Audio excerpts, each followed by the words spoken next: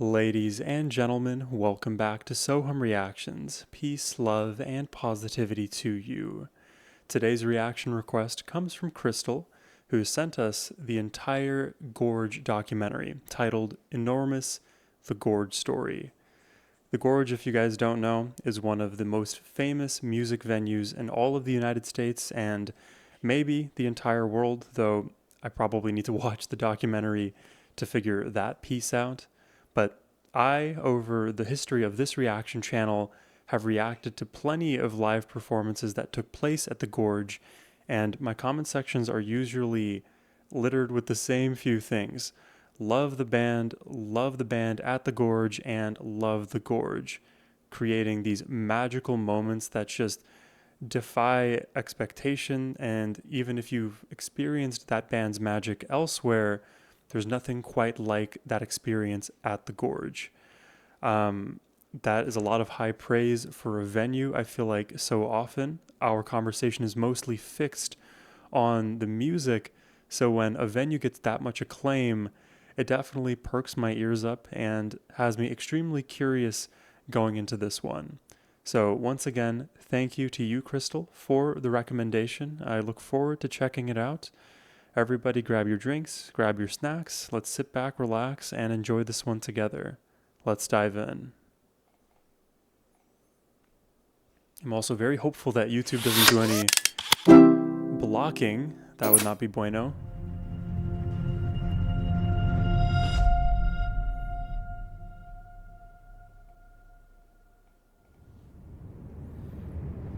I've got my water, I've got 1/10 of a black coffee remaining. That will hold me over.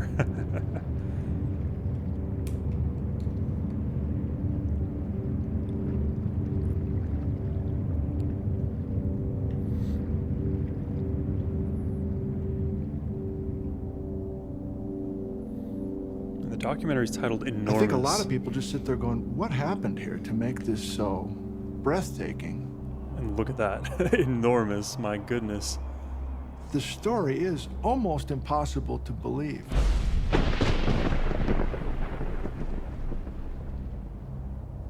It all went down really quickly. An incredibly catastrophic series of floods. Instead of taking millions of years to develop a landscape like the Grand Canyon in Arizona, we are talking about days for these floods to just haul all this rock out of the area to leave that scenery. Wow. It's a crazy series of geologic accidents that ultimately created the Gorge Amphitheater. I'm getting chills already.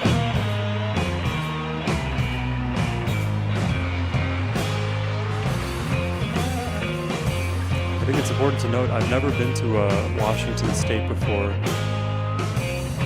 Who was listed there? Dave Matthews, Jason Mraz, some heavy hitters already. Pearl Jam, Eddie Vedder. I think I know Steve Miller. Don't know Dierks. Don't know Pat.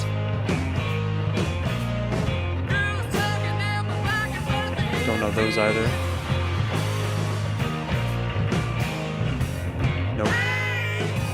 I won't know all the names, but I'll do my best to point out the ones I do, I guess. Maybe that'll be easier. I'll be seeing Dave Matthews for the first time this summer, pretty soon.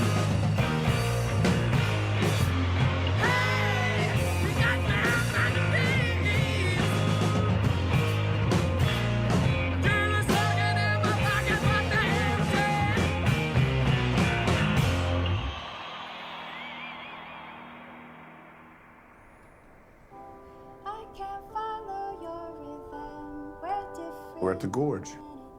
There's no place like it Jesus in the world. Christ. Look at this freeze frame here. You see the lake, or that body of water, then miles and miles of mountains. That is gorgeous. There's something just so enormous, Shout out and Dave. endless about this place. Although he may not need the shout out. It might be me who needs the shout out. When people ask me about our band, That's fine. about Pearl Jam, where's your favorite place to play? in the world, and this is always number one. Oh, I like But this that. is number one for a reason, because it is so spiritual and beautiful, and you can't even explain it. You just have to see it. I love that they're the ones corroborating this story too, This not just the fans. devastating crack through the earth puts humans in a really unique place. And here we are in the middle of nowhere, getting this exclusive performance just for us. My first time actually You seeing know, what it's Jason like, Mraz looks like.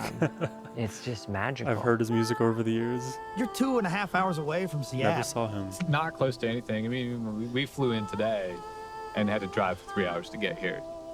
Wow. I think the most interesting thing is, like, who decided to build this here? They're probably about to answer that question in the doc. We'll see. My parents started the Gorge Amphitheater and also Her came the parents. winery There's the where we're answer. sitting here today. It's perfect documentary editing right there. My mom and Ask dad, question, get they've it always been this answered. amazing couple together. They are perfect for each other. My dad is the dreamer and the visionary, and my mom makes everything happen. The dreamer and then the We executor. became very much enamored with vineyards. We looked for land here in the state of Washington.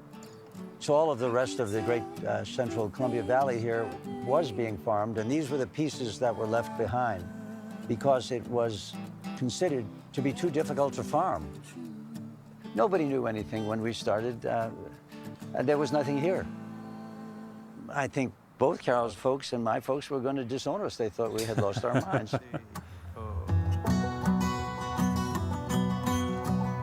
You do have to, build your own path when everyone else says no, no, no, to create something truly great. Even if it's your own parents, your own family. Virtually everything was tougher than it should be in most places. The soils were shallow, so shallow that when you put a post into the ground, it would fall over. Oh, wow. This is Very This is arid. it. This would be considered to be terrible soil because if you were trying to run tillage equipment through this, it would break. And we did not know where we could plant grapes until we learned that we could use as the guide sagebrush. When we look at this now, we can say that the soil here is going to be 6 inches or less, and the one that's up here is going to be 3 feet or more. Once you get into it and you realize what's here, it's an incredible place to be. I like their deep appreciation So they for didn't the buy land. it for putting in an amphitheater. They didn't buy it for the view. They bought it for grapes. Oh, wow. That's so endearing. Grapes for like a vineyard? Or just to have grapes?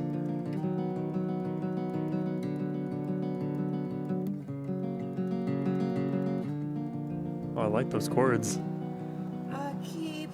There was going to be a grand opening for the winery, which was called Chambre de Rion. And we got RSVPs from 1,440 people. Wow.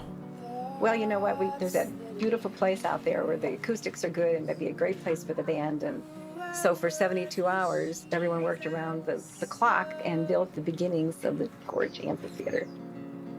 I just love when like humans do Our stuff. son built a stage, which at that time was about 8 inches high, because that's how high a 2x8 would carry the stage, in this little kind of thing. We cut these terraces, a backhoe as best we could without sliding backwards. But it looked cool. People came. We gave them wine. But the wine was terrible at the time. We were still in the very early stages of understanding what to do with wine grapes in the state of Washington. The magic of that moment was very, very obvious. They were really enthralled with the music out in that setting. And the environment itself. Right. I don't often realize talk that- about like the venues that performers play at just because I am not the most well versed in like rigging and like sound equipment, stage setup, and all of that stuff. Anytime I see something cool, I will point out that cool thing. And when it comes to like the Gorge Amphitheater, the Red Rocks Amphitheater, all of these venues that are sort of built into the earth, I am super appreciative. And actually, that appreciation extends not only to the idea of music, but just architecture, living in general. I have a mildly strong distaste for when we completely tear down anything in our local environment and construct onto it all of our man-made structures and skyscrapers and buildings. I always think there's a more symbiotic way to encroach on that land, if you will.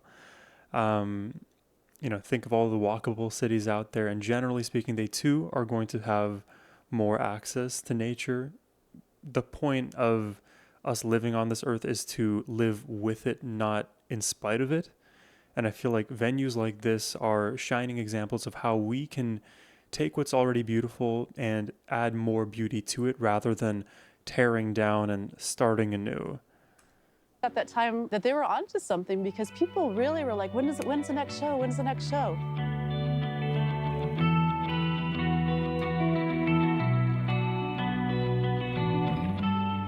And when people tell you about how good this thing is, believe them.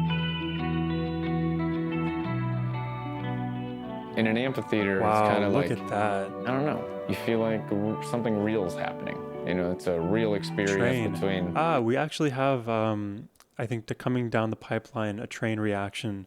So stay tuned for that. Musicians. That'll be my first time hearing them. Like music. In an amphitheater, you can see faces, and it's a much more intimate experience, I think. Everyone in the crowd is already grateful to be there because it's so beautiful. But also the venue is uniquely intimate. Even though it's a huge space, the floor seating is surprisingly small. You can still make eye contact with just about everybody on the floor space. That's cool. You can stand on the stage as a headliner and still feel like you're playing a club show, a small show. That's really cool. The paradox of intimacy with so many, yet the environment makes it feel the opposite. Ground out there. I just love the place. I consider it like a second home.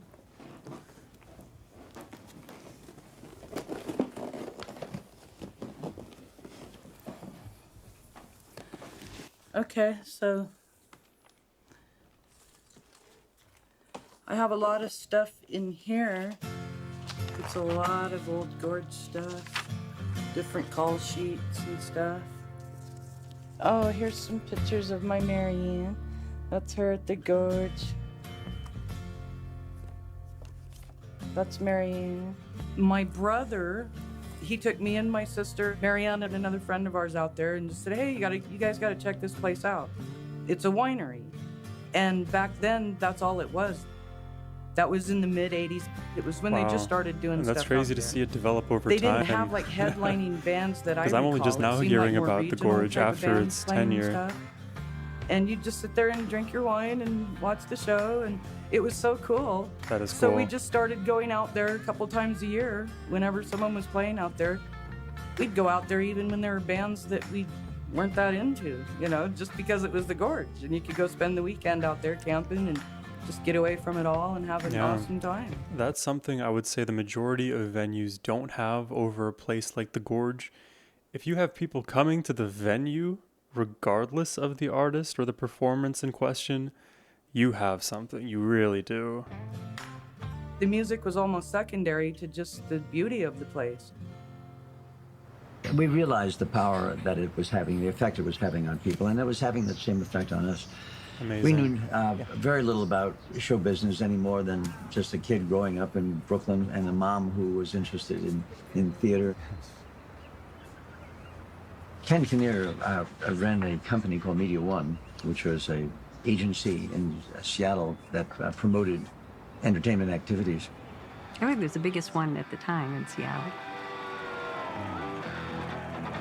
I started out as a kid who had an older sister that listened to R&B records. I knew nothing except I had an ear. So I thought, well, if I could just get myself in the food chain somewhere, chances are I could make some money. Along the way, I saw heart. Oh, wow. The Wilson sisters just being crazy good, Nancy Wilson unique. had just joined the band, and they were doing a lot of Zeppelin stuff at the time, and man, and Ann Wilson's voice killed me. Yep. And so one thing led to another, and I made a deal to manage them. They had made the first record called Dreamboat Annie, shopped it around to 14 record companies. Nobody wanted it. They said, nobody's going to buy rock and roll, the chick singing that kind of stuff. And so we just went out and started doing it It's ourselves. always the gatekeepers kind who of are my thing. Just never pound it creative out. enough to think of like allowing creatives to do what they do. It's like, at least throw it out there, see how it performs. He became aware of the fact that there was this place called, at that time, Chambre de Brionne. Summer which was the name- Music Theater. Summer Music Theater. We got to the point where Ken came on board. I think, to Ken's credit, he really had the vision on a bigger scale and initiated some of the changes and recommendations that brought it along. I mean, everybody thought I was crazy because 150 miles from nowhere, and to get big name artists, they just didn't think anybody would go.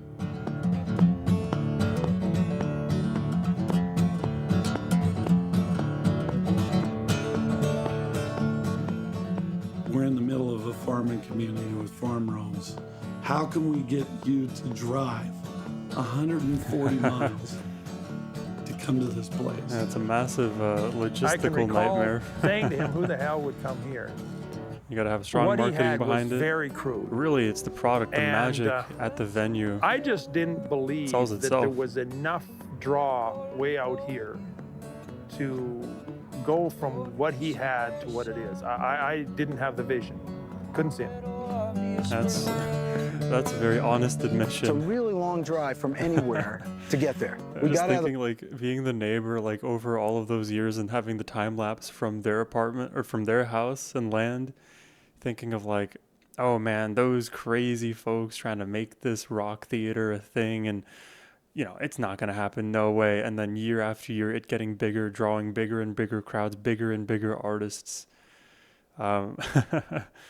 Maybe there's a movie about the Gorge, or maybe like a short film or something like that. That would be cool to watch as well. I like the documentary style, but I think if you could do it from like a drama, like acting side, that would be cool as well. The plane, wherever we got out of the plane, which I don't remember. And I said, how far is this place? And well, we got a bit of a drive.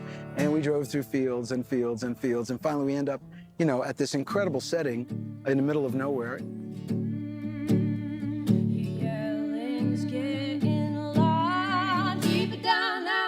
Oh.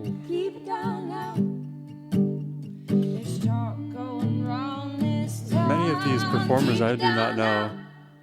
I go way back with the Gorge. You had to drive all the way here and then drive all the way back to Seattle, and I did that a bunch. But it was worth it. It was worth the trip. Watch a whole show and then get home at 5 in the morning or whatever, and get back to work. I mean, haven't we all? I think the Gorge works because it's a pilgrimage for both the artist and the audience. Perfect term. I mean, just arriving there, you feel like you've accomplished something. You've committed to something, and you made it. And anytime there's that much at stake, it makes it better. People hiking to the Gorge? I think civilizations always do this. I think they like to get together, May Day things, 500 people in the woods, 5,000 people in the woods, 20,000 people in the woods. It's a good party. Yeah. We like big gatherings. We like to hang out, have fun, listen to good music, eat food, drink, be happy, joke. Early on, I was looking for people that kind of had the same inclination and love that I did for music. And so I met Jeff, and he joined us at the beginning stages of doing this place. Spring of 1988, Ken had decided that they were going to put the Gorge on the map. And they needed to have one big act. And they decided that the act they needed to book was Bob Dylan. Oh, cool. Then everything changed after that. They got him. I gotta see that Things list. changed after that. Ricky Skaggs, Bob Dylan, The Alarm, The Smothers Brothers, Jim Stafford, The Oak Ridge Boys, season finale Chicago. Of that list, I know Bob Dylan and I think Chicago. I know Joe Stafford, not Jim Stafford. I don't know if they're related. We moved to Seattle in 1987, and that first year that we were here, we really liked taking day trips. We liked going all around and seeing this new space we lived in and all of the Northwest and how beautiful it was. And we also were lifelong fans of Bob Dylan. So when we heard he was coming to this new venue that was going to be in the middle of the state, we thought, good, day trip, here we go. Road trip, let's get in the car. Show was in August Make of a meal out of 88. it. Definitely that year was all about Bob Dylan, and it just kept selling tickets. They weren't sure what the capacity was, so they just kept selling tickets. All these different sources, tickets. It was just a perfect storm of good things. That's Tracy. In terms of business, in terms of That's Tracy Chapman, right? demand for the tickets. I need the label to not be Operationally, blurred, so I know not for so sure. much. There was like 12 security people tearing tickets, and this line of people that was as far as the eye could see. My God. There weren't really markings of what to do. There weren't really signs or, not a lot of direction of how to do this. A couple hours go by, looking around going, well, the place is packed. That must mean everybody's in. Up the hill I walked, and the line looked exactly the same as it had earlier. How do you control that, by the way? If you're not prepared for that level of capacity, what do you do? It's like you just have the two husband and wife like trying to organize and figure it all out. There's definitely more people, more helping hands, but my goodness, just like trying to, get the two dogs out of the house and then manage them two alone for me is like a struggle. Thousands of people, I can't even, yeah. There was so much going on in the audience and so much disarray everywhere, right, that the only good thing really was the music coming out of this one spot and this beautiful vista behind it. Spectacular. It was spectacular. And over time you like shore up the logistics, They were not streamline prepared for the what venue. Bob Dylan drew. There were people bathing in the irrigation ditch. They were doing their dishes in the irrigation water. I mean, it was unbelievable what was there. And there were everywhere. There were sleeping bags, clothes. HOA nightmare. We figured we'd find a body. And that's the first I believed that it was actually going to be something. It put the amphitheater certainly on the map locally, and even within the industry, there became a lot of chatter about this place that Bob Dylan played and sold out and did 17,000 people when he should have done 12. And so then we were able to start booking bigger and bigger bands, and that led us to, be able to book Fleetwood Mac and Sting and, Jimmy Buffett. And then the hits Rod keep Stewart on was coming. one that I remember really well. Steve Miller Band was really popular and did big business. Reba McEntire, I see One her that really above. stands out was we brought Stevie Ray Vaughan back as Ooh, a headliner Stevie Ray. in 1990. And remember Stevie just killed it. He was just fantastic. Stevie's insane. Like, naturally, he's going to kill it. Dude is an N of one. He is a glitch.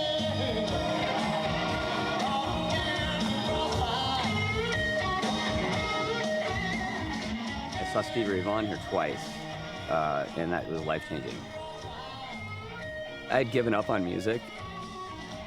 It was a long struggle from 11 till about 22 of being in bands, and it was fun, but also it wasn't really happening. And I thought, I gotta figure out what I'm gonna do here.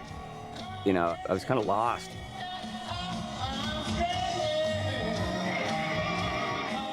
After seeing him play here, that was an amazing kind of a spiritual change for me. And the next day I was like, I gotta play guitar again. I have to do it. And that Stevie Ray Vaughan concert here at the Gorge put me on back I on the love path that. of music. This pivotal I know moments that in for one's sure. life attached to Incredible the music stuff. that awe-inspires us. 6 weeks later, he died. Changes the trajectory. Terrible helicopter crash. I've felt that in so many different, at so And many then he was different gone. points. Really sad. hear a song, you hear a performance that just changes, alters your brain chemistry, and now your life is geared towards that artist, the belief that music can be something more than it is for you already? You know, I saw here things that I have never seen. Stevie Ray Vaughan is a great example of that. He just is a person that gets possessed by his instrument and by the music and by the audience, and it kind of happens all at the same time. You know, it's almost like he was Possession is a good way to elevated. put it. That happens a lot at the Gorge. I've seen bands in all kinds of different venues. And the Gorge is the better place to see them because of that. It seems like, I don't know that they want to play better. I don't know that it's just the vibe that makes them sound better. Just the Gorge. It's just the better shows. It's multiplicative. Smokey Robinson, he had no idea what he was getting into. But he sensed it immediately.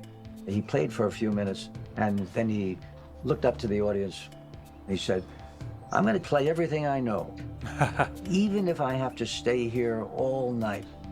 Because let me tell you, folks, this just ain't no normal gig. Yeah, it's not just a job. This is, you're creating the best possible evening because that's just the right thing to do. It feels right. Everybody agrees. And you create that magic together. It's a symbiotic relationship with the environment, the artist, the fans, everyone. Stumble through the feeling and hope you understand. I wound up in Pullman, Washington in 1979, and I was done with parents. And that's when the education began, and rock and roll took over. I could tell you the things EVH. Everybody was talking about this place and how much fun it was to I need go to out listen there to for more a couple of EVH. days, not just for a show, but for a couple of days and experience it. I suppose there's a lot I need to re-listen or start listening to more. I had my camera, and I went out there and photographed a show for a local magazine. And every time I went out there, I had a camera from that point forward.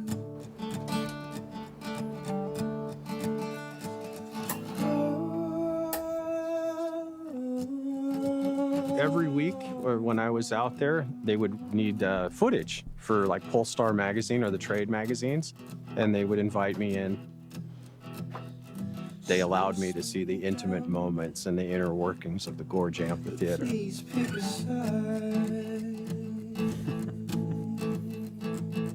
He shoots very few shots.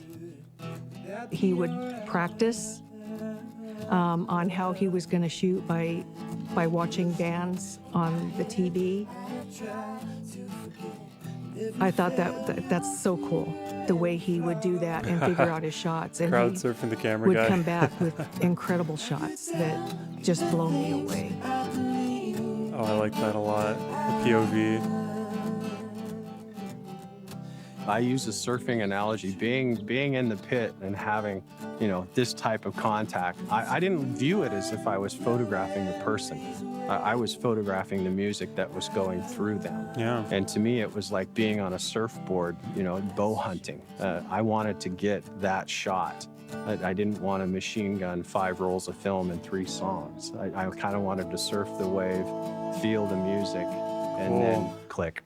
I was not expecting this perspective, but I like getting to hear from this because it's all the different ways that we engage with music. I may think of it more from like a musical standpoint. Somebody else may think of it from more of a photographic standpoint, the ambiance of the venue, the logistics, like every aspect of what makes this great can all be accounted for through each and every one of our individual experiences with a venue, with nights like these, with artists and performances that kind of hit new levels. And then still, with all of these cumulative stories, you're never going to accurately capture all of its magic. We can only hope to reach that limit, as long as it takes. And at the end of it all, you just want to experience that again and again and again. When I see art, I get really excited. Yeah. When I see creativity, it inspires me to be creative. Yes. It makes me want to be creative. Yes. Well, I feel like creativity is constant. I feel like all of life is creativity in action. And all the creativity that we're experiencing today is an extension of the Big Bang, or whatever it was that sent us flying through space. I find that music is just an echo of that explosion. I have no idea where it's headed, but I like knowing that we're a part of that. And there's no right or wrong way to do it. No matter what we do, we are creating something. That's beautiful. Create just to create, because that is the point of experience. I think music, I like for it. me, was just always like eating dinner or something. It was just like part of my day. It was something I had to do. Is that Yeah, I feel like, for me, it's one of those, I don't know, butterfly? it's one of those things, it comes from such a place of need. It's the trippiest thing, playing music for people, because I feel like I'm always accessing a pretty intimate, quiet space in myself, you know? I'm not really engaging with, you know, I'm sort of engaging with this kind of group consciousness that's kind of in here. That's what keeps me from like pacing and chain smoking all the time. So I think it helps, you know. Wow, I mean, if I can like recharacterize what he's saying there, it feels like he has to search within himself, within his own vulnerability, to access the thing that is, let's say, human about all of us. It's that vulnerability. We all feel it internally, and when you can reach that place within and, you know, perform from that place, we all feel it because we know what that place feels like. Even if we can't put words to it, it's a shared experience. And that collective human consciousness he refers to, I think, is immediately felt by everyone on that stage when it is something real, you know?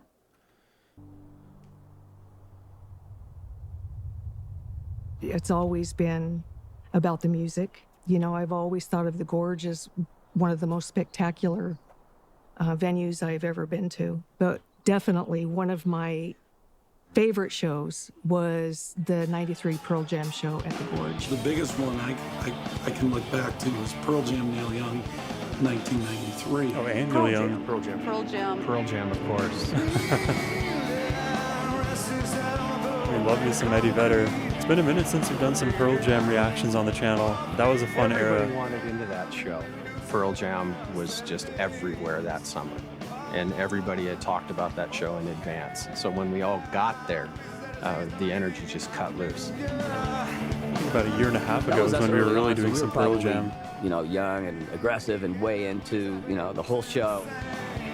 People up on the aluminum bleachers they had up on the berm, they just wanted down. They wanted to be I thought it was only the people here on this like lower level. The fact that we have that huge rise on the mountain, this little cliff here, and then more bleachers is crazy. Part of that show. We were sitting on the lawn enjoying the show. Amazing. All of a sudden, people around us were just saying, let's do it, let's do it, let's go. And all these swarms of people just started going over the fence till they actually toppled the fence down. Some of them slid, some of them rolled, some of them jumped. Whatever means it took, they got down. But it was like a mass unit up here with people that were scared, might have been injured, things like that. It was a tsunami. The fans wanted to be as close as they possibly could. I mean, it was, I get it. You know, at that point in time, it was full participation. I remember it being kind of exciting, but that's probably just me being young and naive. I mean, you know, we didn't have any control over that. It was but, exciting, though. You know, thinking about it now, it makes me a little scared and sad. I hopefully nobody got hurt. You don't ever want that at a show. They made comments that, you know, take care of each other. And you could see it in their faces that they were figuring that crowd out for a little bit, the first few songs. And then it got into a groove where everybody was saying, okay, you know, now we can, you know, be in unison. Yeah, they figured each other There out. was a point in time during the first 3 songs where it was every man for themselves. That's so real. So where are we at now? We're at 93? It was the end of an chronology. era. That was the last show that my parents owned the Gorge. MCA Concerts negotiated a deal and hired me to be the local guy the local promoter that looked after their everyday business up here. At that point, they were going to invest in the gorge, make some capital improvements. But I really saw it as an opportunity to reach its full potential, or what I thought its potential could be. In the very early years, I think nobody believed that the amphitheater was going to continue or be something that would be lasting. And so there were no great demands for putting in a big infrastructure. When I first got there, the gorge was a real problem. It was one of the worst gigs to play on a long, hard tour. We would get to the gorge and there would be no place to stay. Yeah, facilities. You had to stay at a motel in Yakima.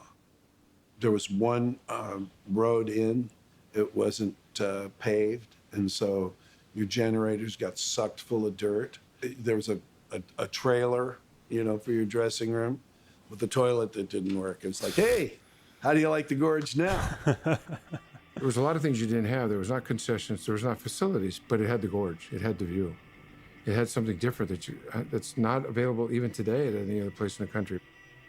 We got feedback from people when we purchased it. Don't change anything. Make it better, but don't change it. Right, right. They wanted it to be kept rural. They wanted it to be kept beautiful. They didn't want to have a lot of sponsors, corporate things. They really wanted to be their amphitheater, and we listened. And have come in here pretty much from the start, you know. Imagine that, actually listening to the fans. A concept. Mixed feelings about them dynamiting, you know, more and more of the hill to add more and more seats and that sort of thing. When I see the finished product, it's like, yeah, it works really well. Jeff Tristler and Bill Parsons, they built that place. Those guys put everything Related into to it. Alan Parsons? It didn't start out enormous. It was built over time. What is this, a trumpet, a vocalist, a bass, and a tambourine player all walk into a bar, or I guess into the gorge.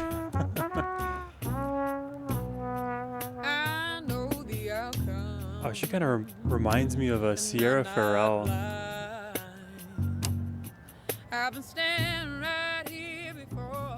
It's been a while since I was in this little neighborhood, but we used to call this our Cracker Box Palace when we were kids, the George Harrison song. Because, yeah, it was our little cracker box, and this is where we grew up. We were raised by my mom alone. My dad left when she was pregnant with me, so she raised her 5 kids all by herself. Oh my God. 5. You know, we were poor, but we were happy. My family has always been musical. Everyone in my family has loved music. We're just obsessed with music. We live for music. And we've always gone to concerts since we were kids. I think there's yeah, Dave, Gorge on Dave. In '96 was the first time I saw Dave Matthews Band on the Horde Festival. Shout out Dave Matthews. They just blew me away. I was just, oh my, how can a band be so good live? Oh yeah. You know? I went out there and photographed Dave in his first appearance at the Gorge. I didn't know anything DMB as about well. Dave Matthews. I think the first time we played here was the Horde tour. Maybe is that possible? I think it was. Which is a bunch of so-called jam bands. You know, we couldn't get a record deal, so we had to do something.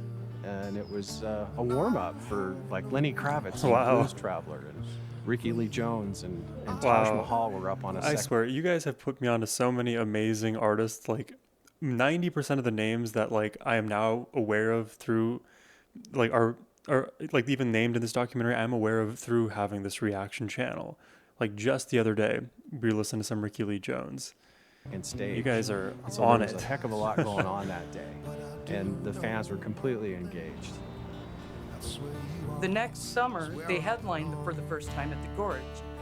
And I had asked my sister at that point to please come and see this band with me because she would love them. I knew we both had the same kind of taste in music, and I knew she would love them if she heard them.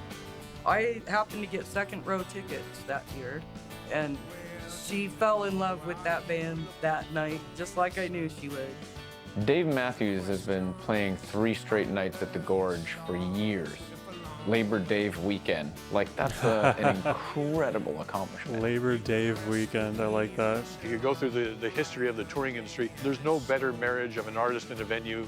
I don't think you'll ever find an act that sold more tickets at a venue than Dave Matthews Band. From 97 on, Marianne and I just couldn't miss a Dave show. It was just became our thing to do every summer. You know what's funny is, like, as I've gone down the Dave Matthews Band rabbit hole on this channel, I have sort of picked up on the fact that so many DMB fans cannot shake the magic of DMB at the Gorge specifically. And there are so many magical Dave Matthews Band performances, but somehow, some way, their appearances at the Gorge get special acclaim. And even some of the reactions I've done, I did a whole concert reaction to one of their recent performances at the Gorge, where they like ran through the entirety of Before These Crowded Streets. There's something in the air there that improves the quality of not only performance, but of the audience reaction, and then the performance again through that symbiotic relationship. Truly magic. It's just the only way to describe it, in my opinion. We always called it our annual trip to Mecca because it was just, it almost was religious. Yeah, the pilgrimage to us, once again. Just be able to go out there and relax and have our good time. It's pretty a remarkable place just to be, and so I'm sure as an audience member, it's kind of special.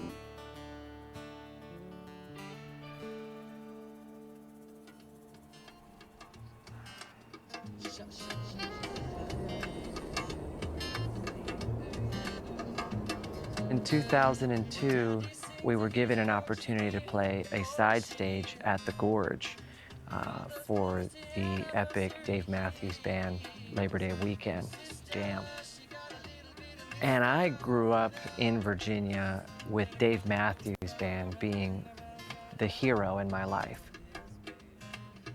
I was 21, 22 years old. I was mostly playing in coffee shops. And we had 3 days to play music before the gates opened.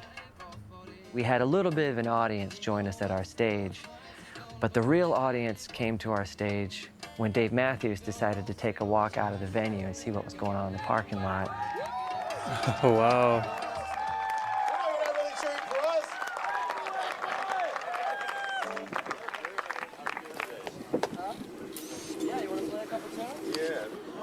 Wow, that's awesome.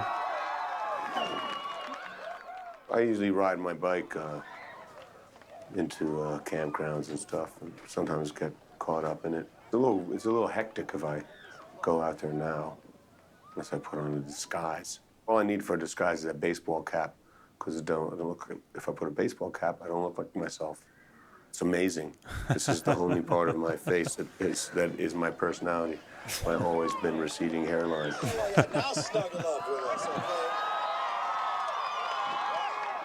This was the closest I'd ever been, really, to my musical hero. That's amazing.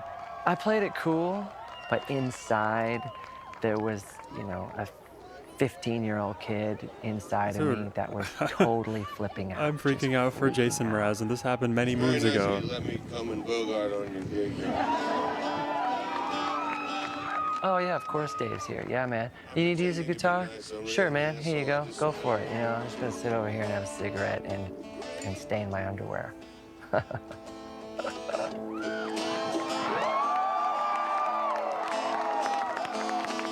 That's what I love about Dave, too, is so much of his music can just be distilled down to his voice and the guitar. Oh, he's doing Gravedigger. Prior to Dave being there, we may have had 20 or 30 people hanging out at our stage. And of course, as soon as Dave hits the stage, we then had 400 or 500 people all swarmed around. And when Dave left, you know, he was gracious to take pictures with fans and myself. A picture of us happened to get in Rolling Stone the next month. Wow. From that moment on, I had a fan base that I didn't have. Wow, I never knew that history. Droves of people showing up. And my career seems to have been on a pretty cool momentum ever since then. So I regard that as one of my big breaks. was playing in the parking lot. Shout out Dave Matthews, a man of the people and a man of the other artists he tours with and happens to play along with.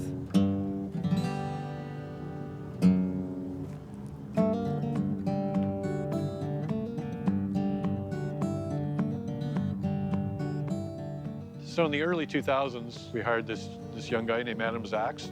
So he came to me and said, I got this idea, I want to do a music festival at the Gorge. I said, what do you want to call it? He said, I want to call it Sasquatch. And that was really Adam's baby.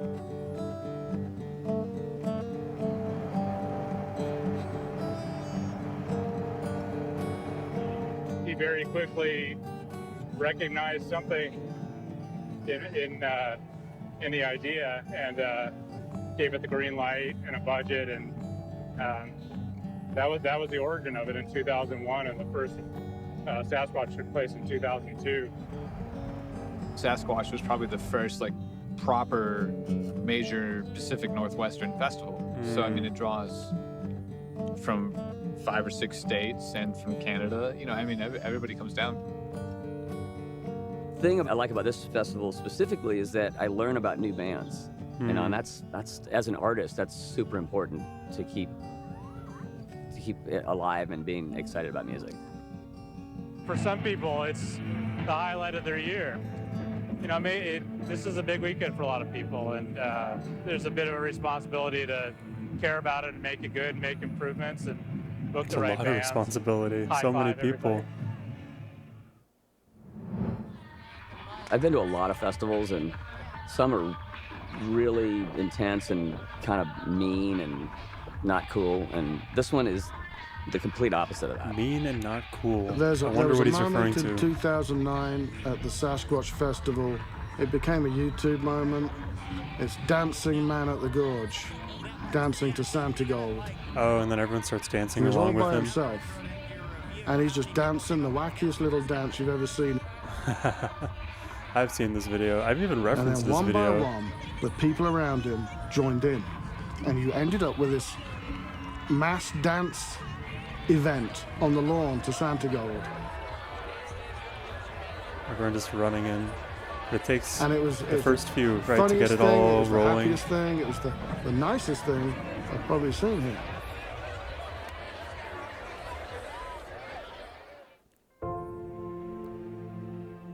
There was years when we'd come and Makes me play it, and happy people would say, to see people "They happy." don't think the Gorge is going to make it. It doesn't have enough money. It's not making enough. We just can't keep it alive." And now are we That hitting the seemed emotional part of this doc? impossible to me, because it's such an amazing place. So in 2007, the investors, they'd had enough, and they were looking for a buyer. And Live Nation ended up being the high bidder and getting the company.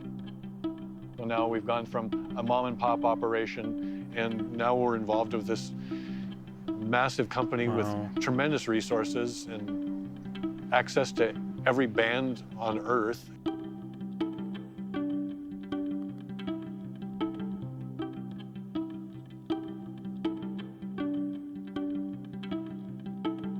I moved up here at the start of May in 2008. I started to get a vision, I think that day, that first day.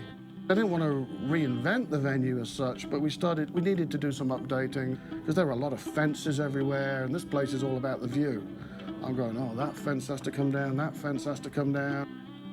Then I started just finding things, like where they stacked the chairs was right next to the stage, on the stage right side. So the chairs had the best view on the planet. You know, the focus is the stage and what's behind the stage. And that's what it always needed to be, and probably what it always will be. You know, I got the chance to build the stage that is there right now. I got the chance to be a part of that and changing the dressing rooms out. I think we made the backstage environment a lot better for the artists from what it was before. This was a venue that evolved. It was never built. That's So how it I should just be, see right? what I've done as part of the You understand the evolution needs of and the Gorge. evolve. I think it was always naturally going to progress to where we're at. Nice. But I do like to think I've put my own little flavor into it, if you like. A lot of sweat, a lot of blood, literally, sometimes. Different players, different parent company, but we're still just doing what we do, which is trying to grow our business here at the Gorge and make it better, make it more comfortable for our fans and for the patrons, and succeeding sometimes, failing others, and then learning from our mistakes.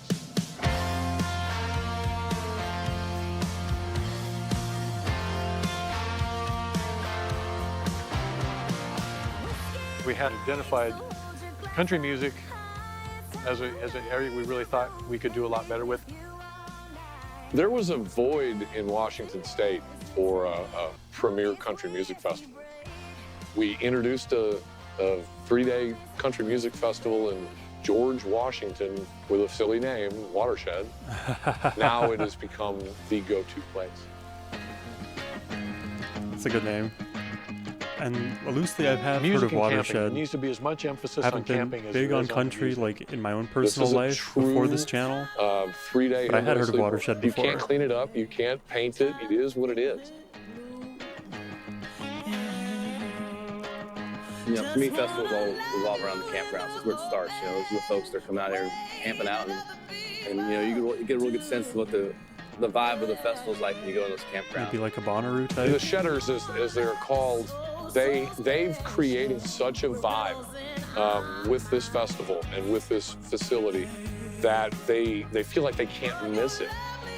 These fans take personal ownership of Watershed. That's kind of it's their thing. It's the way that they create their own environment. Oh my God. God gave us that. We booked the bands, we put the stuff together, but ultimately the Shedders are the ones that make the rules. And they are the ones that decide how their week is going to go. And so far, so good. Make your own fun.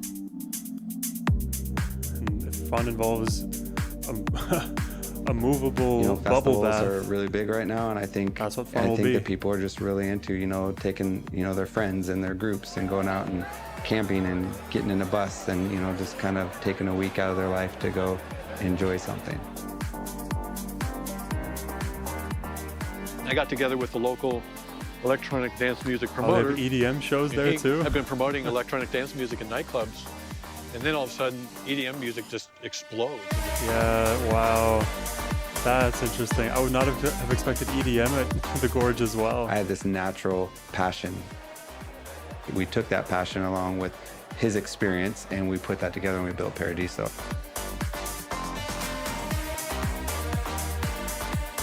We don't do as much EDM reactions on the channel, but that's a fun direction for me to go. I've always enjoyed EDM. I discovered dubstep very early on in my music listening career. The sunset behind you, the water, the gorge, and then like hardcore dance music or melodic dance music, it's a really interesting balance. Basically, the Gorge has always been like just the scenery, the backdrop, the river, as people call it. This is like, Northwest paradise. It's just unparalleled, and that's why I get super, super excited to play here. I prepared a lot of extra material, some aerial new artists. content to play specific for Paradiso, and that's because of the vibe and because of the reputation that Paradiso holds.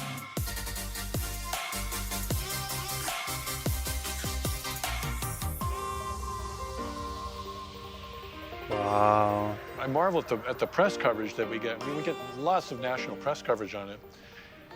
And everybody talks about it as the Sasquatch site. Great. I'm glad you don't know anything else. That is the Sasquatch site. The Paradiso people come. It's the Paradiso site. Yep, that's the only reason we're here. It's just for you. Gorge. Watershed people come. Oh, God, this place is the greatest place. You can't live until you've seen a country music show at the Gorge.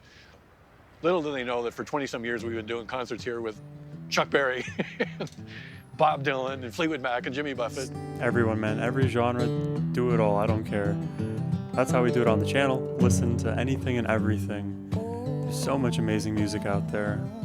Let's welcome all of it in.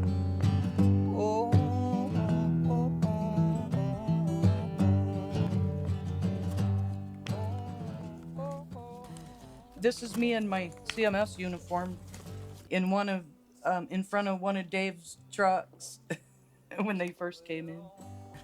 I had loved the Gorge for so many years, and I had the chance to work out there doing security in the summer of '97. I loved it and stayed on with them for the next 10 years. There's Marianne fixing the old Buick, breaking down on the way to the Gorge. Typical. The summer of 2007, Marianne started working out there. She only worked out there, I think, one season. And then later that year, that's when she was diagnosed with cancer. In 2011, by then Marianne was very ill. The cancer had spread, and but she just so wanted to see Dave, just go to Dave weekend one more time, you know. She couldn't get up and dance that year. She was confined to her wheelchair, but she got to see Dave one last time. That's sweet. 2012, she was bedridden by then, and she told me I should go out to Dave, and I couldn't do it without her. I just couldn't do it. December 23rd, 2012, she passed.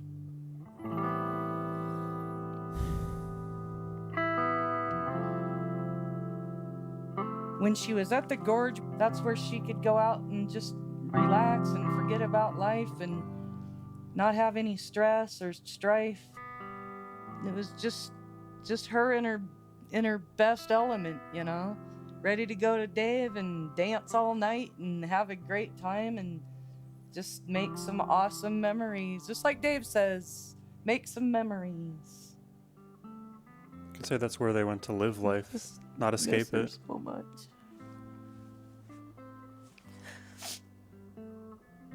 I hear her voice in my head right now. I hear, Pat, would you just be cool? Everything's fine. Just don't worry about it.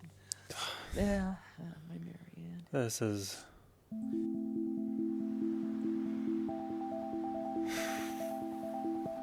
I thought the emotional part of the doc was going to be earlier, Going to shows but with Kathy, that love of music is shared, and the Gorge Amphitheater, coincidentally, brought us together. In 1997, photographing the live concert in September was our first official date. I was really excited because, you know, he was going to be photographing, and we kind of got to go backstage, and he was like my dream guy because of the love of music. You know, it was huge for me. It's always been about the music. I didn't realize it at the time, but later as we would talk, you know, it became very clear to me that that was his last show there. And then he had moved on. And so it's kind of special, I think. You know, I think of it as being very special.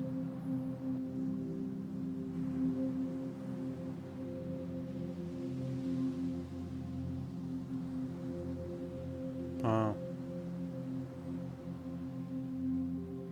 good for them. I went out there Great 20-year photographed, anniversary.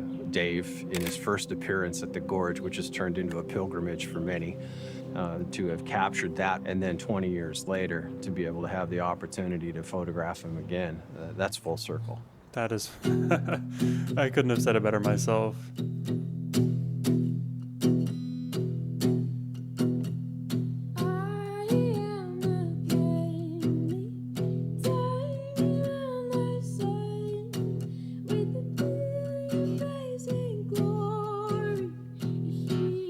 This summer with Dave Matthews will be the first time that her and I have returned there together.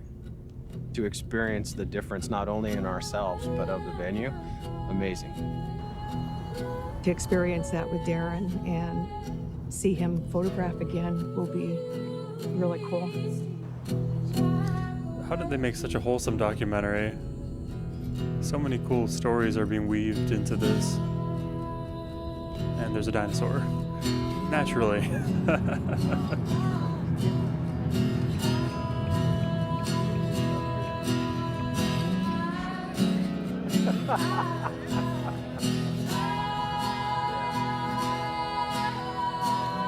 Just witnessing the venue itself is moving.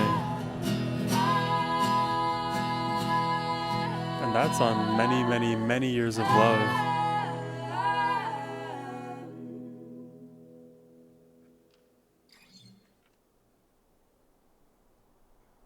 Today, we're out here with Dave Matthews, and they're loaded in and set, so the production is kind of found its groove, and we're settled in for the weekend, which is awesome. These are the best shows where you can set up shop and do a kind of one-stop shopping for 3 days. I know people that have been coming out here as long as I have, 15 years. Every year they see Dave. It's like a family pilgrimage. Now they're bringing their kids. It's tradition. It's like Thanksgiving, Christmas, and Labor Day at the Gorge. Dave weekend, whee! Every time I get onto the property here at the camping. Gorge, it feels awesome. It's I've never just such a camped beautiful out place. for a It just show. gives me just a good feeling inside. I would. I can't even I just- describe it. That was A never my beautiful show childhood or with beautiful background. music with beautiful people in a beautiful I would be setting. overwhelmed. I don't know where to start. All I need, man. It's all I need.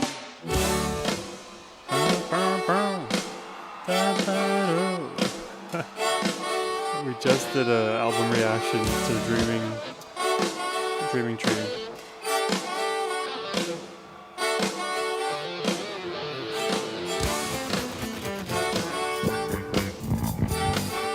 Oh, that's a funky tone.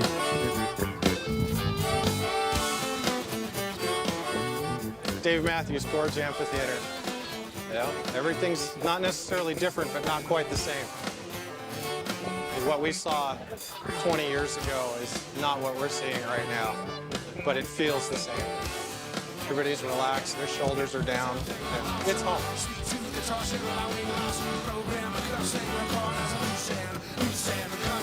I'm not Dreaming Tree. That's a song. Under the table and dreaming. Photographing the bands was fantastic. And every song, every word, everybody's participating in it. And there's this level and this wave of energy that's just going between the band and the audience. And to be in the middle of that, fantastic.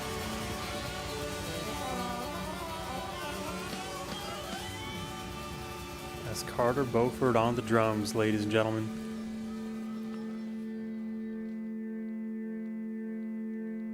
When Marianne was here, we used to get as close to seats as we could down in the front. But yeah, I don't care as long as I'm there dancing.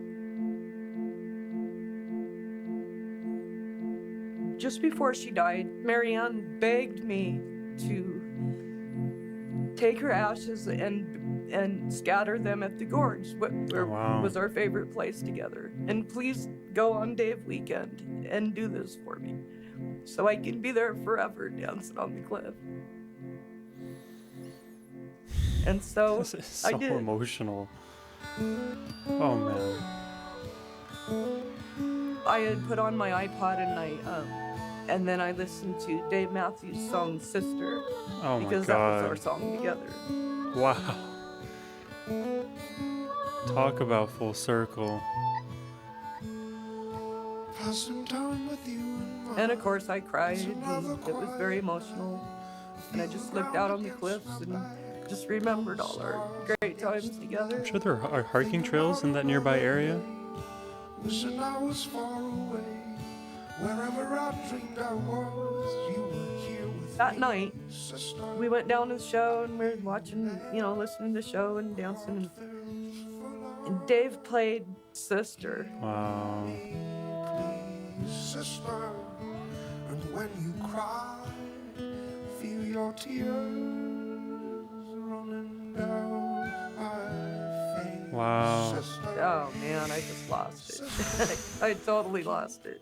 But it was such a beautiful moment. Who would think, But he did. It was like, oh, Dave, you read my mind. It was so cool.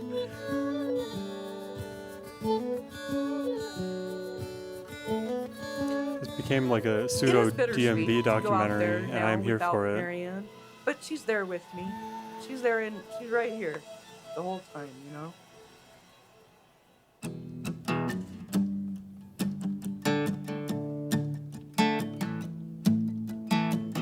I like they feature so many different artists. Oh, now we're cooking. Many, like, Even the guitarist for Pearl This is Jam looking mentioned really good, not even having under known this light. before, but Once we experiencing go live, more is the name of the game when it comes to music. Take a peek right now.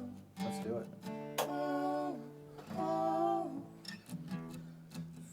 Oh yeah, that's fantastic. Beautiful shot.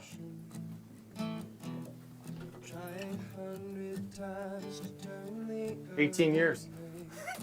That's pretty wild. To me, the Columbia River Gorge is like a groove cut in vinyl over time. And the Gorge Amphitheater is the needle. And when you put that stage in that groove, the music is incredible. And it'll play forever. I still get sentimental every time I go back because of how that place changed my life. It belongs to the people. It's been a lot of different companies, a lot of different businesses, but at the end of the day, without the people supporting it, it doesn't exist. Can say that we were again. given credit for. I think the companies starting nowadays the don't realize amphitheater, that. But all we did was recognize the fact that there was this unique property about it. The amphitheater had been preparing itself to be an amphitheater all of its life. Maybe we're responsible to it rather than it being responsible to us. Allows for a nice way of thinking about things. My take is I'm going to get more out of a landscape if I can absorb all that happened before and what's going to happen after we're gone. And that's why the Gorge Amphitheater is such a special place. All those events happened to get to where we are now, and that stage isn't going to be there forever. That amphitheater is not going to be there forever. The Columbia River is not going to be there forever. Everything changes. And we've just got this one little moment to enjoy this beautiful place.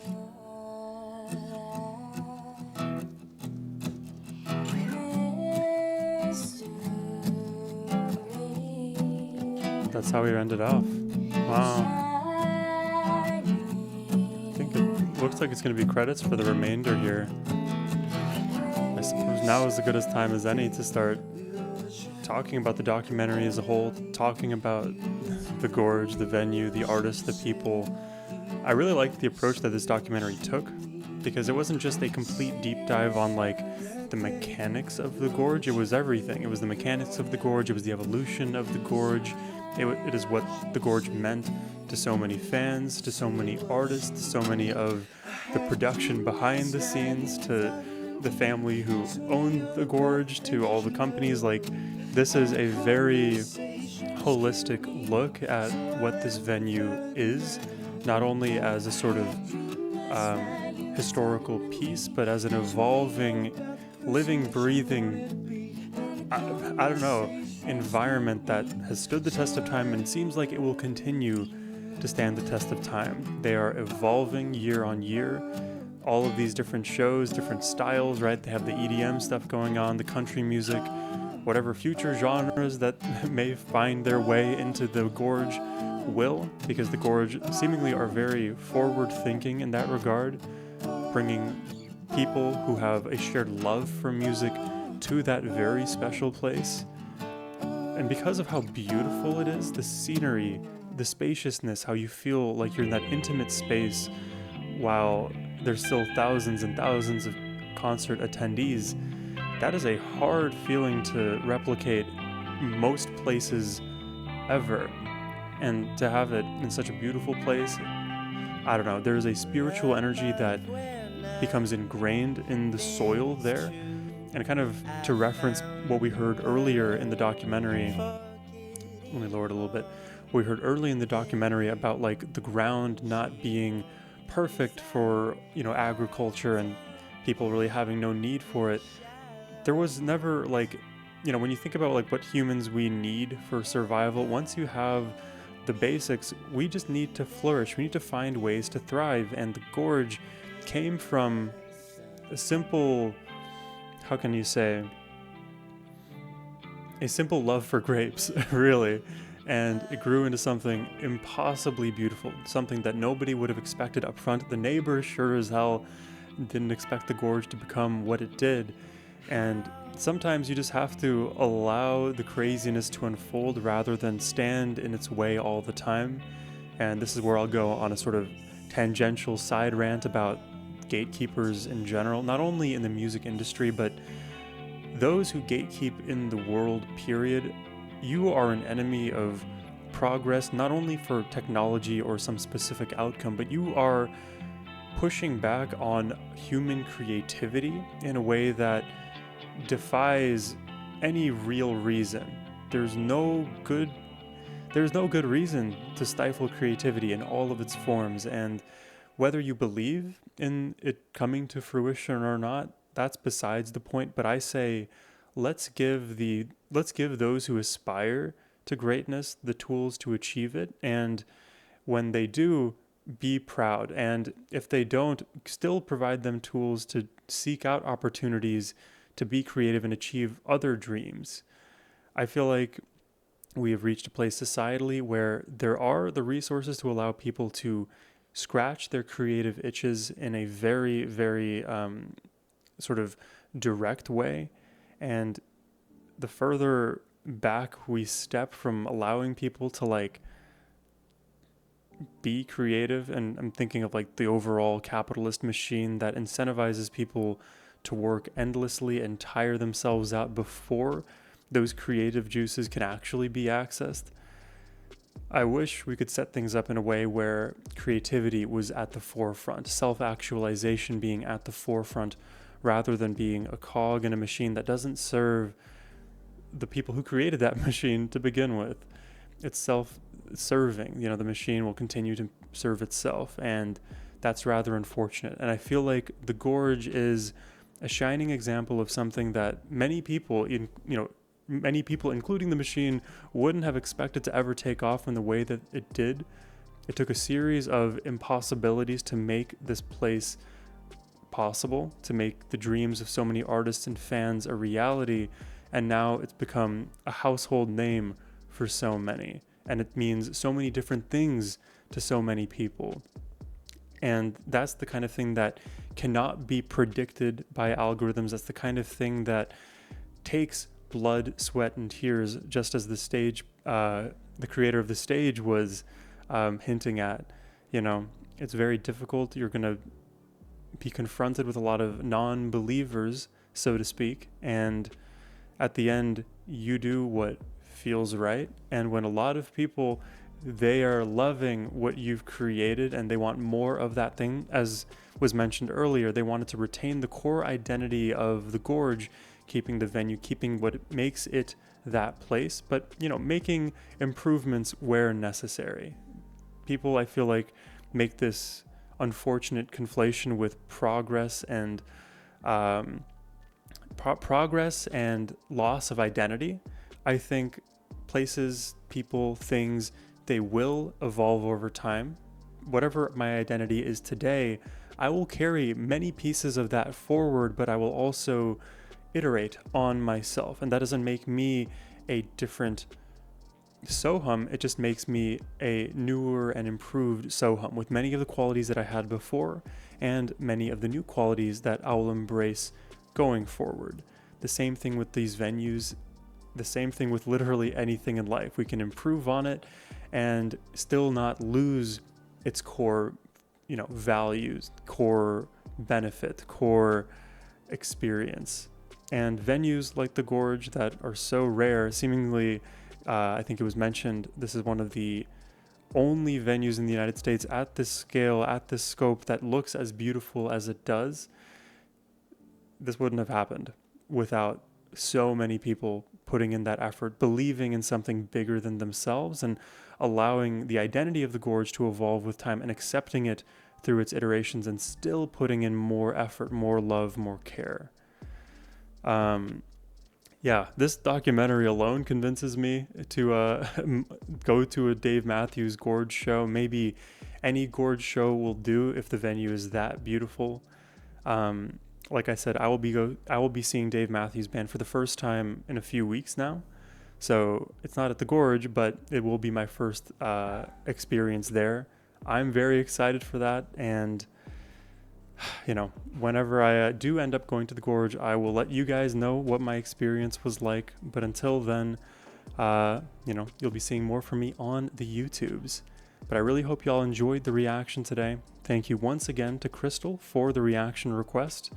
If you yourself would like to request a reaction, you can do so by using the first link in the description box below. But thank you all for watching. I hope you have a wonderful rest of your day. Take care and peace.